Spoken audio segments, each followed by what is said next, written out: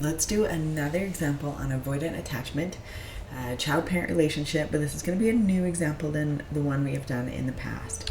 So this is where you have a 7-year-old and they're at school and they win an award. The parent is there, super, super excited, right? So they go and they run to the parent to show them this reward. What would the parent's response be in this attachment?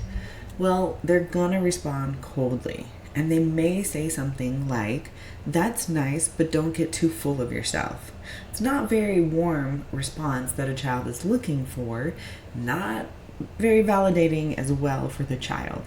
So if this occurs over and over again, what is going to be the outcome for the child in the end?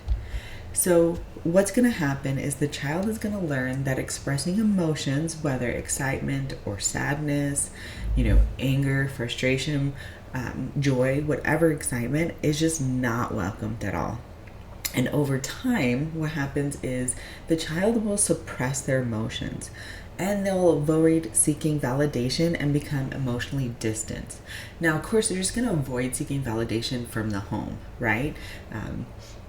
Usually when you're a child, you don't have too much interaction with friends, so sometimes that's not, necessarily going to be too bad. But as we hit our teenage years, friends, we become more dependent on them and those other around us that are our age. And so this would be really harmful for them, because if we aren't able to seek warmth and secureness in our home and have the validation that we need there, we're gonna go seek it somewhere else. And we're going to seek it in ways that we as parents don't want our children to seek.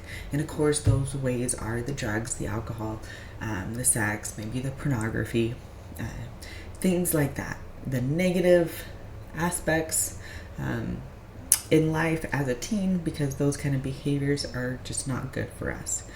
And so I would like to know, are you in this attachment with your own kids at the moment?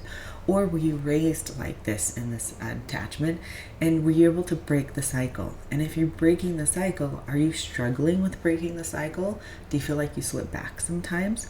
And if you haven't broken the cycle yet, are you going to start taking the steps to break the cycle? I would love to hear your comments. And not only maybe you're not in a relationship and maybe you don't have kids. So if you were raised in this environment, I'd also love to hear how that environment was for you. So drop a comment below and let's get the conversation started.